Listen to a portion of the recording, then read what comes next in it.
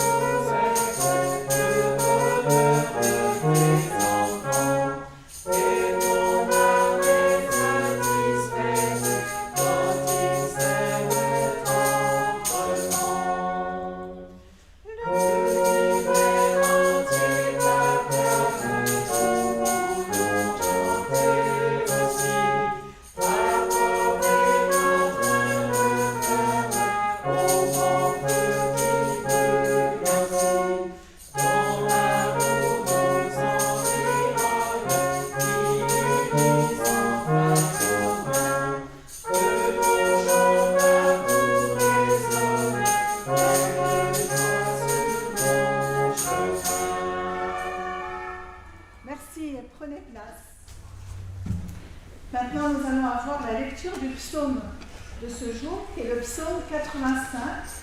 Et j'ai demandé à Gloire Emmanuel de bien vouloir le lire avec nous.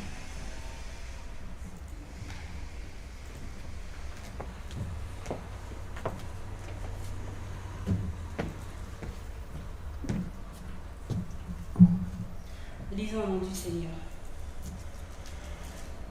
Du répertoire des chefs de chorale. Psaume des fils de Corée. Seigneur, tu as montré ta faveur au pays qui t'appartient. Tu as rétabli les descendants de Jacob. Tu as déchargé ton peuple de sa faute. Tu as pardonné tous ses manquements. Tu as retenu ta colère. Tu as renoncé à t'emporter contre nous. Dieu, notre Sauveur, reviens à nous. Cesse de nous en vouloir. Resteras-tu toujours offensé contre nous? Ta colère durera-t-elle de génération en génération? Ne viendras-tu pas nous ramener à la vie, nous qui sommes ton peuple, pour que nous retrouvions en toi la joie? Seigneur, fais-nous voir ta bonté, accorde-nous ton secours. Je veux écouter ce que Dieu dit. Le Seigneur parle de paix pour ceux qui lui appartiennent, ceux qui lui sont fidèles, ceux qui lui font à nouveau confiance. Oui, son aide est toute proche pour ceux qui reconnaissent son autorité. Sa présence glorieuse habitera bientôt dans notre pays. La bonté et la vérité se rencontrent, la justice et la paix s'embrassent. La vérité germe de la terre, la justice descend des cieux. Le Seigneur lui-même donne le bonheur et notre pays donne ses produits. La justice marche devant le Seigneur et trace le chemin devant ses pas. Amen. Merci. Qu'est-ce que ce psaume veut nous dire aujourd'hui? Déjà, il nous parle de gratitude et de restauration. Au début, l'auteur rappelle à Dieu son œuvre bonne. Tu as rétabli. Il s'agit du rétablissement du peuple tout entier. Aussi, puisque Dieu a agi dans le passé pour le bien de ce peuple, de son peuple, eh bien, le psalmiste peut encore le faire aujourd'hui. Nous ne savons pas dans quelle situation est ce peuple à ce moment-là. Peut-être est-il de retour sur sa terre après la déportation à Babylone. Et ce retour n'est pas facile. Il faut reconstruire. Le peuple est dispersé. Certains restent à Babylone. Il y a des mauvaises récoltes. Alors, à cause du passé, tu as rétabli ton peuple, ou tu l'as fait revenir. L'auteur demande à Dieu de revenir à ce qu'il était. Ô Dieu, notre Sauveur, reviens à nous. Il y a un double mouvement. Parce que Dieu a fait revenir son peuple, il doit revenir aussi à son peuple. Le peuple prie pour un renouveau.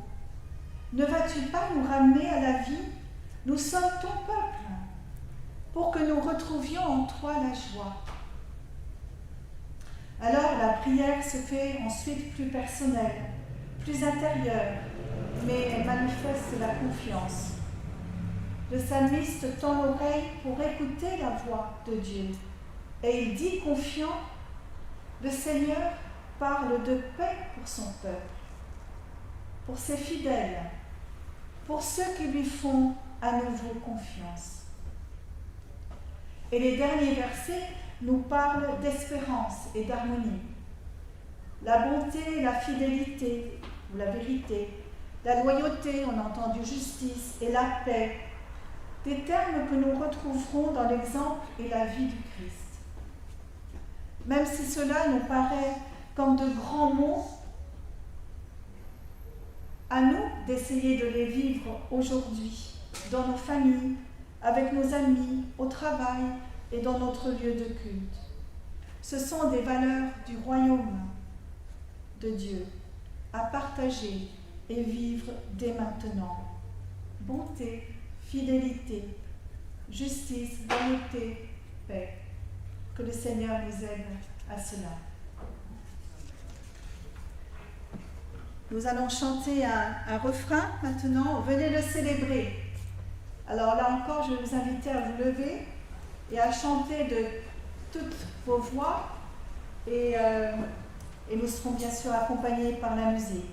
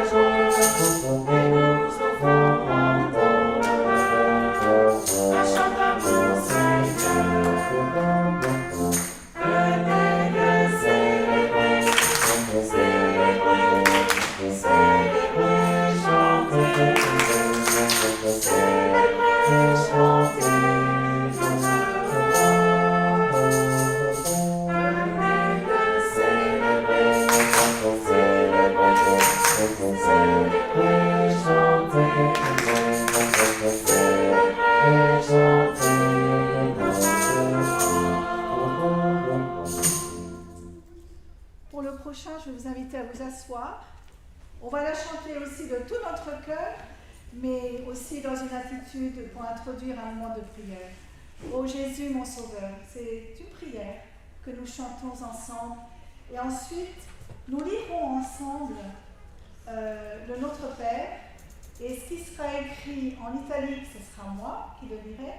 Et en gras, ce sera vous. Vous verrez sur les dias qui vont passer. Et je vous invite vraiment à les lire de tout cœur dans une attitude de prière. Mais chantons d'abord ce chant « Ô Jésus, mon Sauveur, nul n'est comme toi », comme une prière personnelle.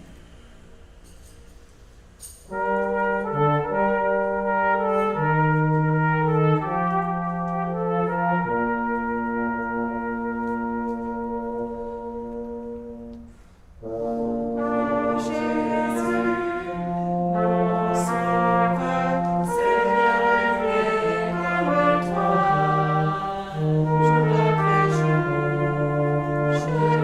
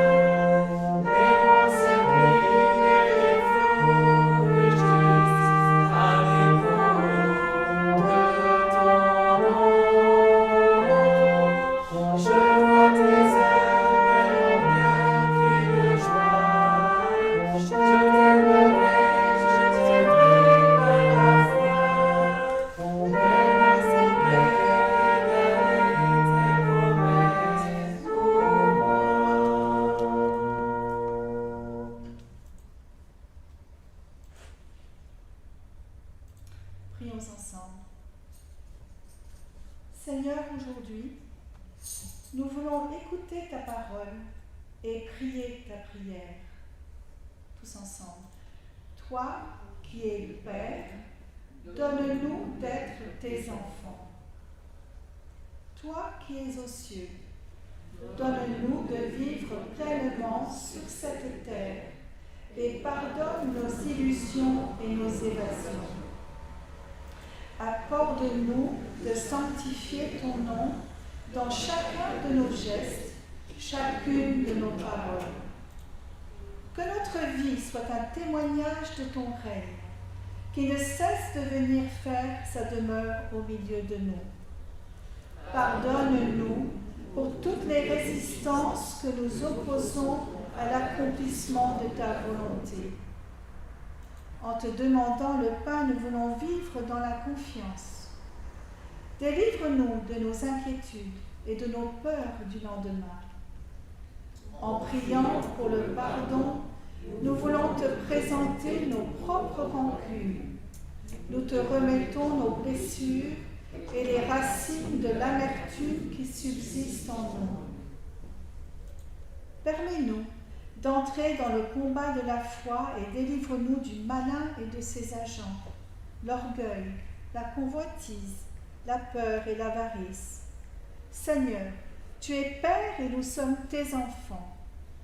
Devant toi, nous remettons notre vie, car c'est à toi qu'appartiennent le règne, la puissance et la gloire pour aujourd'hui et pour l'éternité. Amen. Amen. Et maintenant, nous allons avoir le moment pour les enfants.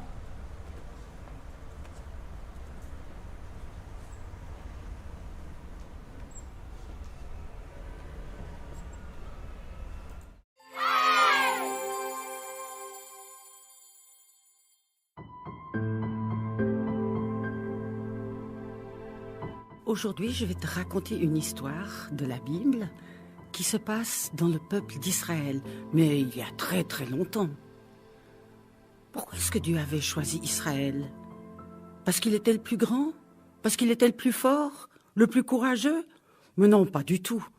Il l'avait choisi pour que le peuple d'Israël raconte à tous les peuples des alentours qu'il était un grand Dieu, qu'il était le seul, qu'il était l'unique, qu'il n'y en avait pas d'autre.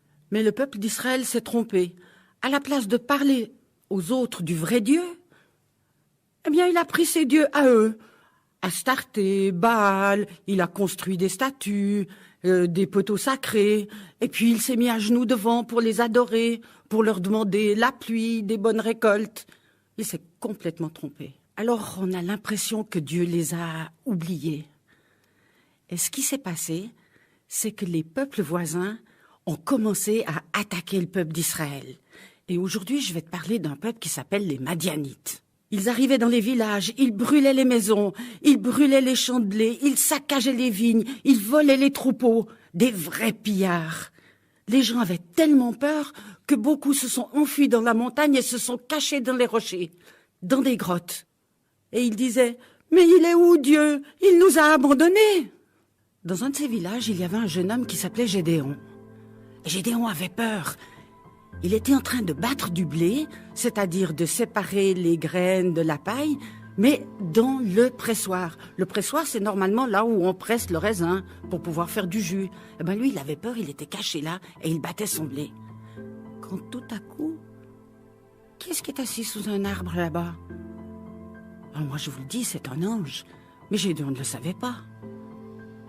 Et l'ange se lève et vient vers lui et lui dit « Salut, vaillant guerrier !»« Moi, vaillant guerrier? Mais il est où notre Dieu qui nous protégeait? Il n'est pas là !» L'ange ne répond pas.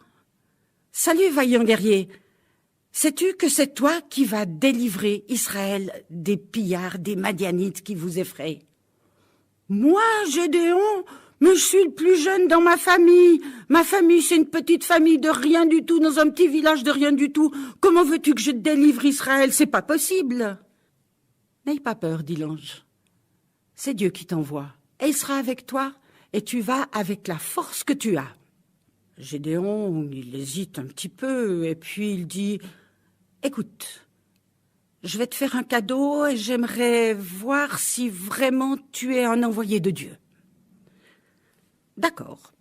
Alors Gédéon s'en va, il prépare du pain, il prépare de la viande, il met du jus sur la viande et il amène tout ça vers l'ange.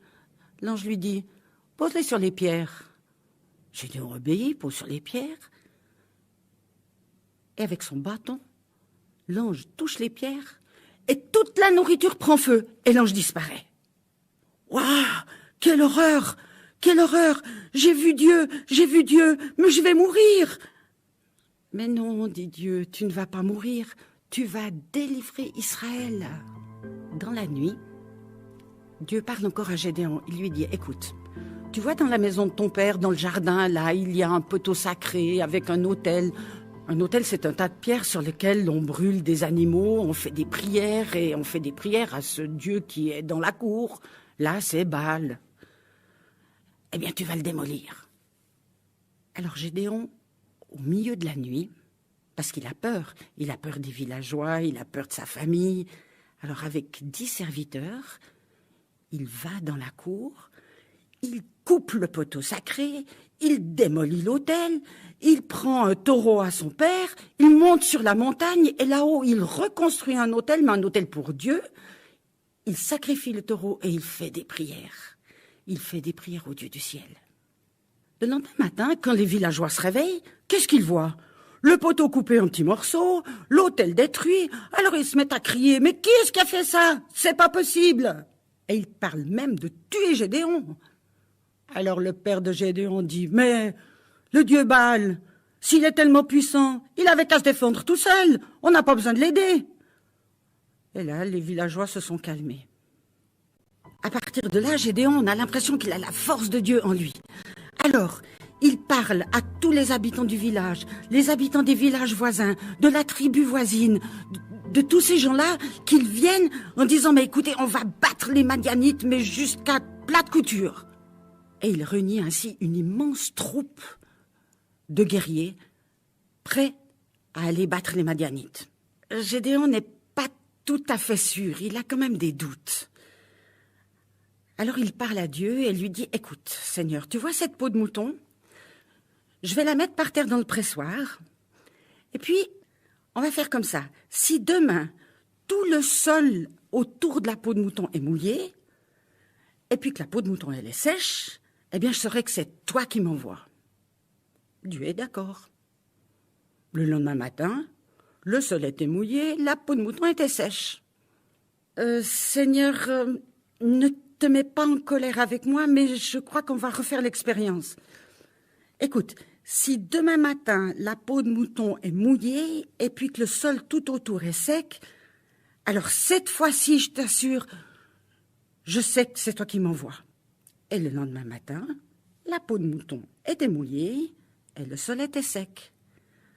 Cette fois-ci, Gédéon est sûr, c'est Dieu qui l'envoie. Alors Gédéon rassemble ses troupes. Oh, mais il y a un monde fou, 32 000 guerriers qui sont prêts à aller se battre contre les Madianites. Oh, mais Dieu dit, écoute, ils sont beaucoup trop nombreux. Ils vont croire qu'ils vont gagner avec leur propre force, tandis que c'est avec ma force à moi, Dieu, qu'ils vont gagner. Alors Gédéon appelle ses troupes et dit, ceux qui ont peur peuvent rentrer à la maison. Eh bien, il y a 22 000 personnes qui repartent chez eux. Il en reste 10 000 et les voilà partis au bord de la rivière. Et là, Dieu dit encore à Gédéon, écoute, ici je vais faire un tri, parce qu'ils sont toujours trop nombreux. Alors il y a ceux qui se mettent à genoux au bord de l'eau pour boire, et il y a ceux qui se mettent à plat ventre pour laper comme des petits chiens. Dieu dit, je vais garder seulement ceux qui ont lapé comme des petits chiens. Eh bien, il n'en reste que 300. C'est rien du tout. En face de l'armée des Madianites, c'est rien du tout. Gédéon distribue une cruche en terre, une torche à allumer et une trompette.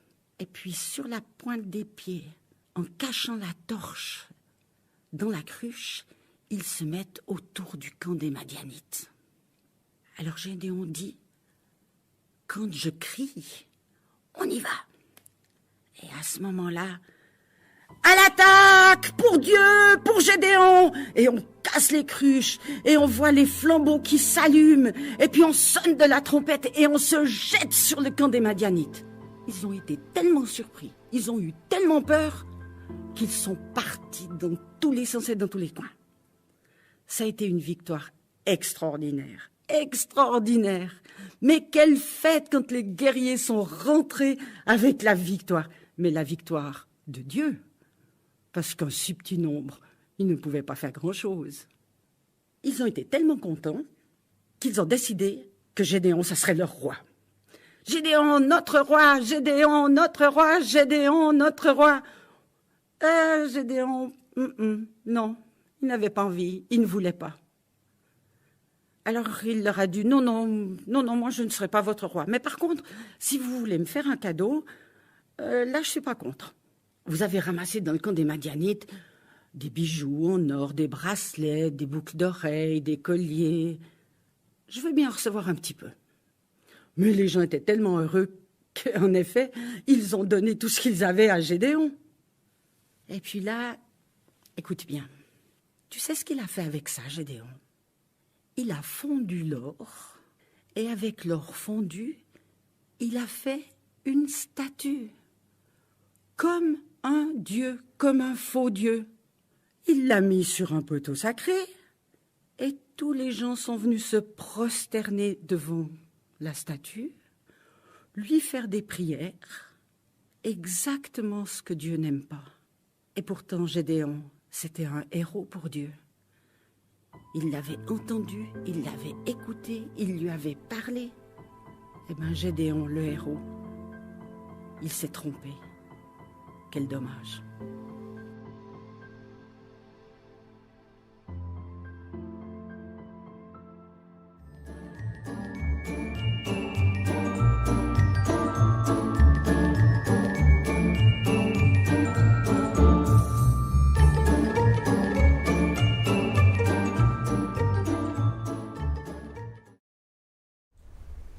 Eh bien, ce n'est pas facile de recevoir un appel de Dieu, de lui obéir et d'être envoyé. Ben, nous parlerons de cela aussi tout à l'heure. Voilà, donc être appelé, être envoyé et ce que cela donne aussi. Alors, j'avais envie de partager avec vous ce matin une petite pensée pour notre cheminement cet été. Voilà, c'est le temps des vacances, en tout cas les écoliers maintenant ne vont plus à l'école. C'est le temps où on fait une pause, enfin on va essayer en tout cas, où on essaie souvent de faire autre chose et de changer si possible de notre rythme habituel. Pour notre part, je vais vous parler un peu des secrets là, cette année nous nous retrouverons, enfin j'espère, en famille à Prague. Vous savez, nous avons 2 enfants en Angleterre, une à Prague, et on espère tous se retrouver à Prague au mois d'août pour le mariage d'Emeline. Alors vous imaginez bien qu'un tel voyage se prépare, surtout avec toutes les restrictions qu'on a de nos jours. Eh bien tout d'abord, j'ai pris un map-monde ici pour essayer de trouver le pays. Bien sûr, il faut trouver où se trouve la République tchèque. Je l'ai trouvé, je crois, voilà. Et Prague, puisque nous allons à Prague. Mais est-ce que cela est suffisant pour trouver notre logement sur place? Que pensez-vous? C'est bien de savoir où se trouve le pays, mais est-ce qu'on trouvera l'adresse du mariage avec un map-monde? Je pense qu'on aura un petit peu de mal, mais c'est bien utile quand même. Ensuite, eh bien, nous partons en voiture. Les cartes routières, bien sûr, sont très intéressantes. J'ai oublié de prendre celle de la France, parce que bien sûr, nous en faut une de Paris à l'Allemagne, traverser l'Allemagne, et ensuite, ben voilà, j'ai Prague devant moi, là. Mais est-ce que, bien sûr, vous allez me dire que le GPS est peut-être plus utile. Mais bon, le GPS, parfois aussi, nous conduit dans des endroits un peu particuliers. Mais voilà, donc, voici une carte qui nous montre Prague, ici, en jaune. Mais est-ce que vous pensez que cela va aussi nous suffire pour trouver l'endroit où nous allons loger. En tout cas, on arrivera à Prague, ça c'est sûr. Ensuite, j'ai aussi, il en faut des choses, hein. J'ai aussi, je ne vais pas faire de la pub, le guide vert Michelin. Alors là, bien sûr, c'est un peu plus en détail. Alors, si on allait loger au château, il n'y aurait pas de problème. On trouverait le château là, il n'y aurait pas de souci. Mais pour trouver la route, là où nous allons loger pendant quelques jours, eh bien, cela est encore un peu juste et un peu compliqué. Il nous faudra bien sûr quelque chose de beaucoup plus précis. Et cela n'enlève en rien l'importance de chaque outil que je vous ai montré là, de chaque chose que j'ai mentionnée. Mais à chaque étape, chacun a son rôle à jouer. Mais ce n'est pas suffisant pour vraiment aller jusqu'au bout de notre route, de notre chemin. Eh bien, si nous regardions notre cheminement spirituel, on dit bien souvent que la Bible nous sert de guide. On entend ça, la Bible nous sert de guide. Mais au premier abord, elle est un peu comme la carte du monde, la map monde là. D'un coup d'œil, c'est un livre qui peut paraître impressionnant. 66 livres au moins dans cette Bible. On ne peut pas les lire et les comprendre tous à la fois. C'est mieux de prendre un livre à la fois et un chapitre, et finalement des versets qui pourront nous parler et nous aider. Ce qui est important, c'est de se rappeler que quelles que soient nos situations, les temps de notre vie, que nous soyons en vacances ou pas, en deuil ou dans un mariage, seuls ou entourés de gens, notre cheminement ne s'arrête pas. Il y a toujours de nouvelles choses à découvrir et il faut aller dans le détail pour mieux comprendre et apprendre et pour que notre foi se renouvelle. Alors cet été, soyons donc attentifs à ce que le Seigneur veut nous dire, que ce soit au travers de sa parole, de la nature autour de nous, des personnes que nous rencontrons, et que cet été soit un temps qui nous fasse du bien en tout point. Et j'espère que pour vous, ce sera le cas. Alors, nous allons chanter au cantique numéro 159. Comment douter quand ton tendre Père sur le chemin t'accompagne toujours. Le Seigneur est avec nous, que nous soyons loin de lui par moments, proches de lui, il est avec nous, quelles que soient nos circonstances, et même sur notre cheminement de cet été.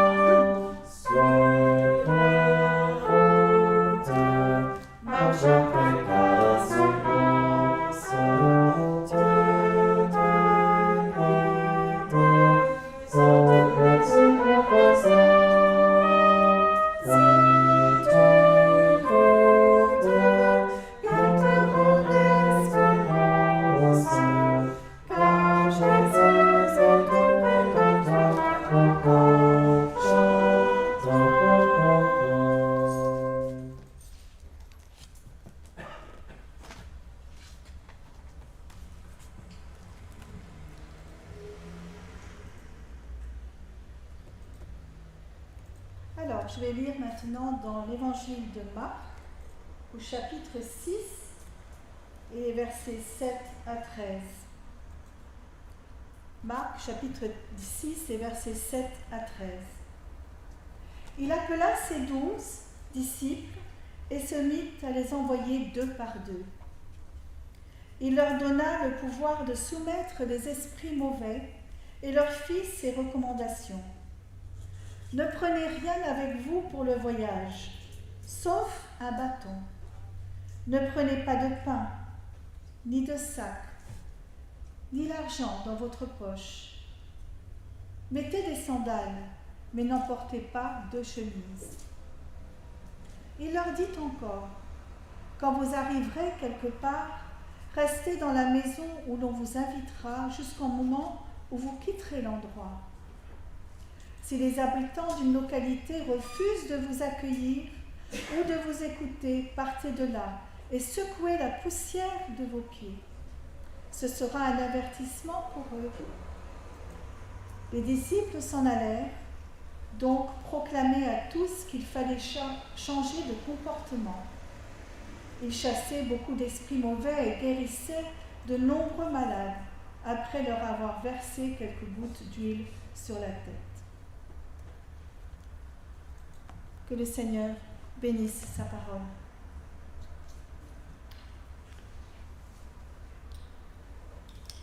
Nul n'est prophète en son pays.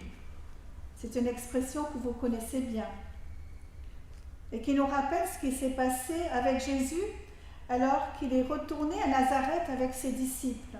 C'est juste les quelques versets avant ce passage que je vous ai lu. Alors il retourne à Nazareth avec ses disciples, là où il avait grandi. Il se met à enseigner le jour du sabbat à la synagogue et tout le monde est étonné et se pose des questions sur lui. Mais ses paroles ne sont pas reçues. Son enseignement à la synagogue n'est pas entendu. Cela dérange les auditeurs et les obligerait à quitter ce qui leur est familier et ce sur quoi ils ont construit leur monde. Le texte ajoute que Jésus s'étonnait lui-même du manque de foi des gens de sa ville. Alors il décide de partir et de parcourir les villages des environs pour y donner son enseignement. Il avait de quoi quand même être découragé. En tout cas, notre passage confirme que Jésus reprend la route. Il va plus loin. Il va élargir son champ d'action dans les villages de Galilée. Même si peut-être il reste des incompréhensions dans son cœur, lui reste fidèle à sa mission. Enseigner, éclairer les gens, ouvrir leur esprit. La différence, c'est qu'il va demander à d'autres de faire comme lui. Il est intéressant de noter que Jésus partage sa mission. Il la partage tout d'abord avec ses disciples et il fait de même avec nous aujourd'hui, vous et moi. Alors nous allons voir comment cette mission commence d'abord par un appel. Il y a d'abord un appel, ensuite il y a la mission, ensuite il nous est dit qu'il est important de voyager léger, de se dépouiller, et ensuite l'importance aussi de s'immerger avec les gens que nous rencontrons. Mais tout d'abord cet appel personnel. Jésus choisit d'envoyer en mission les 12 apôtres, ceux qui l'ont suivi, qui ont participé à son activité, profité de son enseignement en parabole et assisté à ses miracles. Des gens qui connaissaient quand même Jésus. Ce sont ces 12 dont il est question au chapitre 3 de Marc, lorsque Jésus forma le groupe des 12 qu'il nomma apôtres. En d'autres mots, il avait établi ses 12 disciples pour être avec lui. Et ce n'est pas tout. La seconde partie du programme est celle-ci. Il les a établis pour les envoyer prêcher avec pouvoir de chasser des esprits mauvais. L'origine, la source de cette vocation, c'est Jésus. Tout vient de lui, tout procède de lui. Et nous l'oublions souvent. C'est lui qui donne le sens à toutes nos actions. Le connaître donne une nouvelle direction pour notre vie. Il est à l'origine de nos motivations et de ce qui nous fait avancer. Les habitudes que nous avons prises, les enjeux du message de Jésus qui parfois nous dérangent, la manière dont notre mission s'installe et se trouve bien souvent figée pour éviter de prendre des risques, beaucoup de choses finissent par cacher celui qui est à l'origine de notre mission. Cet appel personnel, Jésus nous l'adresse aussi à nous aujourd'hui. Mais bien sûr, nous restons libres de l'accepter ou non. Personne n'est exclu de cette invitation. Certains d'entre nous avons du mal à l'accepter. Nous avons des questions et des doutes. Et nous nous sentons incertains. On a bien vu avec Gédéon tout à l'heure. Mais c'est vrai pour nous aujourd'hui et c'est normal d'avoir des questions et des doutes. L'important, c'est de continuer à cheminer avec Jésus, d'apprendre à mieux le connaître et de lui laisser de la place dans nos vies. Et avec cela, on comprendra pourquoi il y a cet appel de Jésus. Et puis deuxièmement, donc quand il y a un appel, eh bien c'est parce qu'on est ensuite envoyé. Il y a une mission suite à l'appel. Pour Marc, les disciples n'accomplissent d'autre mission que celle que Jésus accomplit à travers eux. Pour moi, c'est rassurant de savoir ça. Jésus est toujours au centre et au départ de toutes choses. Sans lui, nous prenons le risque de chercher sans succès par nous-mêmes le sens de cette mission, de nous épuiser en utilisant des moyens qui ne viennent pas de lui, de nous perdre sur des terrains qu'il n'a pas choisis. Dans la Bible, nous avons un certain nombre d'exemples d'hommes et de femmes envoyés par Dieu. Abraham, bien sûr, mais aussi David, les prophètes avec Amos, Osée. Que deviendrait la mission de Jésus si après l'appel, il n'y avait pas d'envoi? La mission aurait échoué d'elle-même car personne n'aurait annoncé le message et renouvelé l'appel. On connaît cette citation de Paul quand il s'adresse aux Romains et qui dit ceci: « Quiconque fera appel au Seigneur sera sauvé. Mais comment feront-ils appel à lui sans avoir cru en lui? Et comment croiront-ils en lui sans en avoir entendu parler? Et comment en entendront-ils parler si personne ne l'annonce? Et comment l'annoncera-t-on s'il n'y a pas des gens envoyés pour cela? »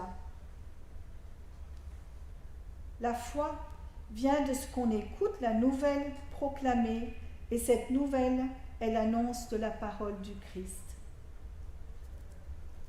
En effet, nous sommes tous les fruits de l'obéissance et de la fidélité de personnes comme Amos, Osée, Pierre et Paul, et vous pouvez penser à des personnes qui ont eu un rôle important dans votre vie et dans votre cheminement. Peut-être pas tous reconnus comme de grandes figures, mais des témoins qui ont accepté d'être envoyés pour annoncer la bonne nouvelle dans leur quartier ou dans leurs relations. Et cette bonne nouvelle, c'est à nous de l'annoncer aujourd'hui.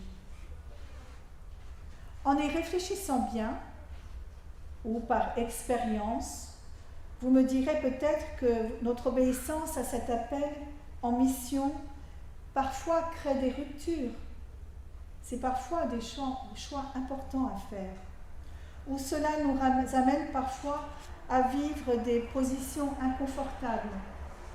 On se sent parfois aussi isolé.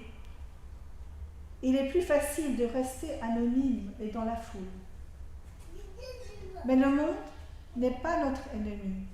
Et je pense qu'il est important de vivre dans le monde afin d'être témoin par notre vie de la différence que la présence de Jésus peut faire, de ce que nous avons appris de lui, peut faire aussi dans une vie. Jésus donne ce qui est nécessaire à la mission. C'est parce qu'il envoie qu'il donne. C'est parce que les apôtres iront travailler, se mettront en marche, qu'ils recevront cette autorité. Cette autorité n'est là que parce qu'il y a la mission, le mouvement, la vie. Et puis mon troisième point, pour suivre Jésus, il y a une exigence de légèreté, de dépouillement. Il faut savoir voyager léger. Vous est-il déjà arrivé de partir en camping ou pour un long voyage et de devoir vraiment prendre le minimum? Notre fils Adrien et son épouse Aura ont voyagé pendant 9 mois en Extrême-Orient. Ils avaient simplement un petit sac à dos. Je ne sais pas comment ils ont fait, mais bon. Bien équipés, bien sûr, avec l'essentiel de ce qu'il leur fallait. Ils sont partis à l'aventure, mais non sans avoir planifié leur voyage. Mais leur but n'était pas d'aller dans de grands hôtels et de rester entre eux, mais d'aller à la rencontre des gens, tout en visitant ces nouveaux pays. Dans un sens, on pourrait dire qu'ils étaient vulnérables, mais leur vulnérabilité les rendait plus proches de ceux qu'ils rencontraient. Leur rencontre était certainement plus authentique. Et les 12, c'est intéressant, ils sont envoyés 2 par 2, pas tout seuls. Il nous est dit. Pas seuls, mais ensemble. Ne pas être seul veut dire qu'il y a une interaction. On peut s'intégrer plus facilement. On se sent plus protégé, on se sent soutenu. Parfois, les opinions sont peut-être plus équilibrées. Quand on est 2, on peut s'encourager. On forme déjà une équipe. Et donc, voyager léger se rajoute à cela. Rien à emporter pour la route, sauf un bâton. Ça peut être utile quand même quand on marche beaucoup. Des sandales et une tunique, chose essentielle. Pas de pain, pas de besace, mais que ce qui est nécessaire pour la marche. Cette impression d'être démunis fait que nous attachons encore plus d'importance à l'essentiel. La rencontre avec l'autre, l'écoute de l'autre, et on est encore plus attaché aux enseignements de Jésus. Il n'y a pas de confusion. La mission a toute sa place. Ne pas avoir ce superflu va aider les disciples et non les empêcher de remplir leur mission. Cela va les aider à suivre l'exemple de Jésus. L'importance aussi de ne pas compter que sur son propre bagage spirituel ou intellectuel ou sur ses propres moyens. C'est utile le moment venu, oui peut-être, mais le fait de ne pas arriver avec tout cela en s'imposant donne de la place à l'autre et lui permet d'exister, de parler, d'écouter sans être jugé, parce que différent de qui je suis. Cette idée de voyager léger laisse toute sa place, encore une fois, à l'essentiel, au message donné, et les auditeurs des disciples ne pouvaient que répondre ou non à ce message. D'ailleurs, le texte de Marc donne peu d'indications sur le contenu du message. Les instructions de Jésus y sont limitées aux dispositions pratiques. D'ailleurs, cela me faisait penser à l'épisode du jeune homme riche, quand les disciples disent à Jésus, dans Marc 10, « Nous avons tout quitté pour te suivre ». Suivre Jésus peut nous amener à laisser maison, frères, sœurs, mère, père et d'autres choses encore. Marc laisse entendre que s'ils font quelque chose, c'est peut-être qu'en raison de cette autorité qui les dépasse infiniment. Vous et moi, pouvons exercer un ministère auprès des autres, non parce que nous avons une force ou une capacité particulière, ou même un don spirituel particulier. Vous et moi pouvons exercer un ministère parce que Jésus-Christ a choisi de travailler dans et par ceux qui croient en lui. Le pouvoir de servir lui appartient. Les pieds, les mains et la bouche qu'il utilise nous appartiennent. Nous entrons dans cette relation de confiance. Face aux problèmes immenses de notre monde, les injustices, le chômage, la pollution, les maladies, les violences, l'Église n'a ni or ni argent. Et cela nous rappelle ce que Pierre a dit devant l'infirme. Nous lisons ça dans Acte 3. « Je n'ai ni argent ni or, mais ce que j'ai, je te le donne. Au nom de Jésus-Christ de Nazareth, lève-toi et marche. » Nous allons avec cette autorité de Jésus à la rencontre des gens. Et mon 4e point dit ceci: immergez-vous, ne vous tenez pas à l'écart, n'allez pas tout seul dans votre coin. Se mettre à la portée des gens est important. Et on pourrait dire les choses ainsi: entrez et restez, allez au fond du lieu, au cœur de la communauté. N'essayez pas de vous garder propre à la frontière et essayez de comprendre, de ressentir et de voir la réalité. Restez pour interagir, pour écouter, pour apprendre à connaître. Bien sûr, cela prend du temps. Gagnez le respect des gens de la maison. Oui, gagnez le respect des gens que l'on rencontre. Ne choisissez pas, mais restez dans la maison où vous entrez. N'essayez pas de construire des relations spéciales avec des personnes choisies parce qu'elles sont spéciales pour vous. Chacun est important pour le Seigneur. N'essayez pas de construire quelque chose d'émotionnel, mais recherchez la vérité qui est au-delà des sentiments et des liens émotionnels. Ne perdez pas votre temps à être confortable. Sachez toujours que vous êtes appelés à aller en mission. Nous avons vécu une expérience intéressante à Cape Town, en Afrique du Sud, avec ce concept de la mission intégrée. Aller à la rencontre des gens, sortir de nos murs, ne plus être dans nos bâtiments, écouter, entendre les besoins des gens et les aider dans les conversations avec ces personnes à trouver des moyens pour qu'elles se trouvent des solutions pour s'en sortir. Je me souviens d'une dame dans un township qui était toute heureuse de nous accueillir chez elle. C'est sûr que c'est plus facile qu'à Paris, quand on est dans un village ou une petite ville où les portes sont quand même ouvertes bien souvent. Eh bien, elle nous a accueillis chez elle. Nous étions 2, 3, je crois.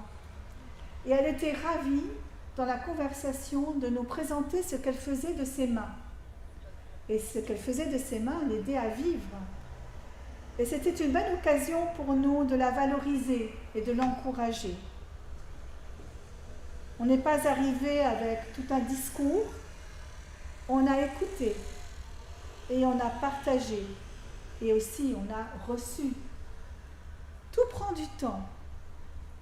Alors j'ai envie de dire, en pensant à cette personne, à quand la prochaine visite? J'espère que cela continue aujourd'hui. Notre poste a aussi, par exemple, pris des initiatives comme Action Quartier pour les jeunes, pour les enfants. Et c'est important et j'espère que nous pourrons reprendre cela à la rentrée. Aller là où se trouve la jeunesse et être avec eux, les écouter. Nous sommes appelés par Dieu, nous sommes envoyés pour accomplir une mission.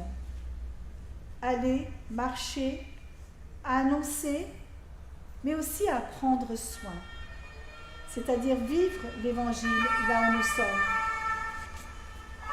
Dieu nous donne les moyens de réaliser cette mission par l'action de son Esprit, et nous pouvons avoir confiance en cela. Nos voisins, nos collègues de travail, nos amis, nos camarades de classe sont là autour de nous et avec nous. Mais comme nous l'avons dit au début, Jésus n'a pas laissé les gens de Nazareth définir qui il était, mais il a poursuivi son ministère en dépit de tout.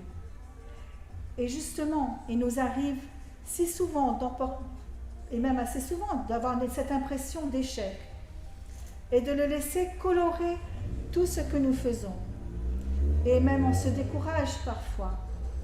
La façon de faire de Jésus était de tirer un trait et de passer à autre chose. Et il a suggéré à ses disciples de faire de même. Il leur a conseillé de quitter les lieux qui les avaient rejetés, de ne pas revenir en espérant être acceptés, de se dépoussiérer, de secouer la poussière de leurs pieds et d'aller de l'avant. Et tout cela dans l'amour et en respectant le choix des personnes qui n'étaient pas d'accord. Il est important de rester fidèle à la mission et de ne pas faire de compromis si vous n'êtes pas compris. Soyez gentils et dites les choses en vérité, mais soyez un signe de l'Évangile. Si cela ne fonctionne pas, ne vous inquiétez pas. Continuez votre marche. L'essentiel, c'est que le message a été semé et c'est à chacun de répondre individuellement ou non. Alors pour conclure, je vous dis ceci. Souvenez-vous que Jésus vous appelle, nous appelle individuellement, mais il nous appelle pour nous envoyer. Ce n'est pas pour nous envoyer faire de grands voyages, c'est nous envoyer là où nous sommes, auprès des gens que nous rencontrons jour après jour.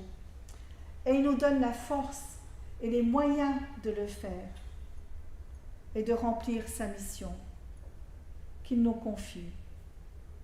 Et je suis convaincue qu'il a une mission pour chacun d'entre nous. Alors mettons-nous en route et restons proches de lui et convaincus que nous ne sommes pas seuls. Amen. Je vous invite à chanter un nouveau cantique avant les annonces et les offrandes. Alors, c'est le 191. Tu n'es pas seul, ton Dieu, ton tendre Père, tient dans sa main ta vie et ton destin. Tu n'es pas seul, car ici-bas, sur terre, il ouvre pour ton bien chaque lendemain. Lève vers lui les yeux. Il voit du haut des cieux, entend tous tes soupirs lorsque tu pries. Tu n'es pas seul. Chantons ce chant ensemble comme une promesse pour nous que nous ne sommes pas seuls et que le Seigneur nous accompagne jour après jour.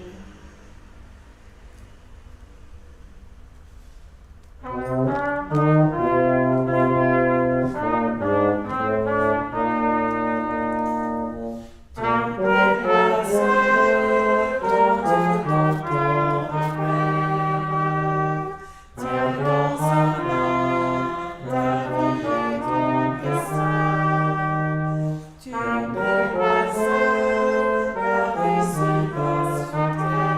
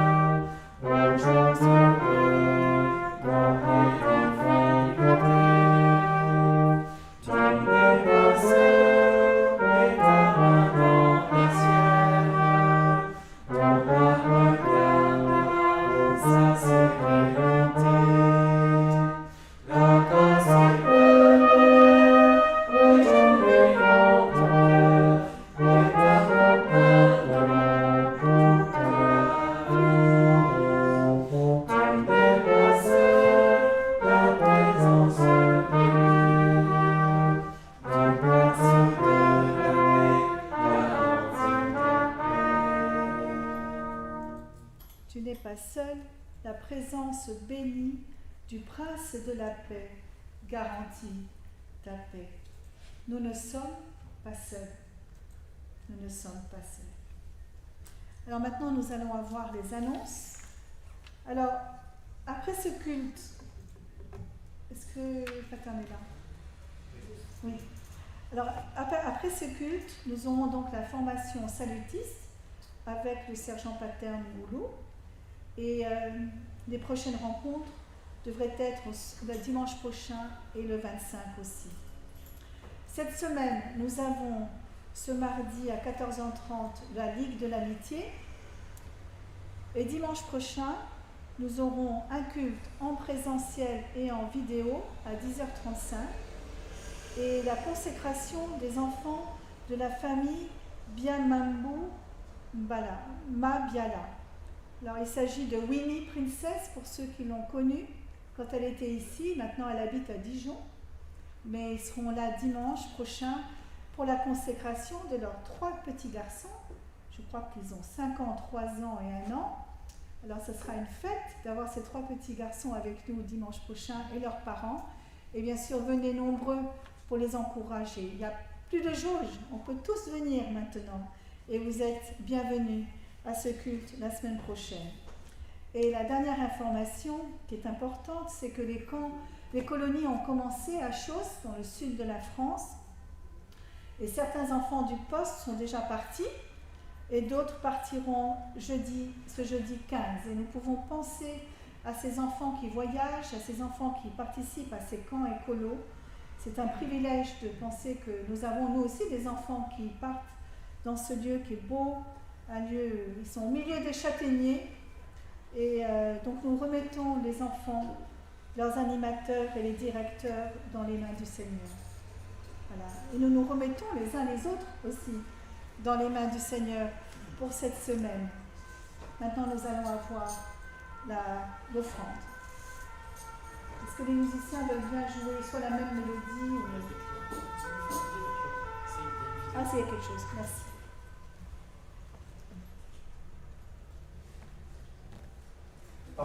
Leur vie pour se mettre en marche et devenir les disciples avec leur mission. D'être animé aussi par ce souffle. On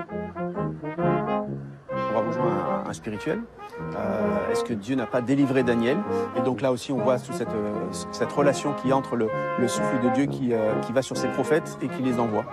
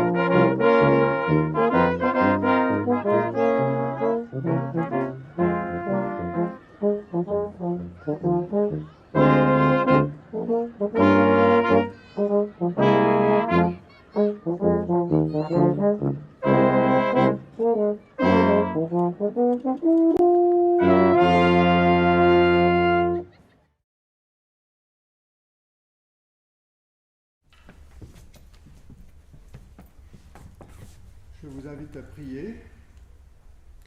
Seigneur, nous voulons te dire notre reconnaissance pour tout ce que nous avons vécu ce matin, sous ton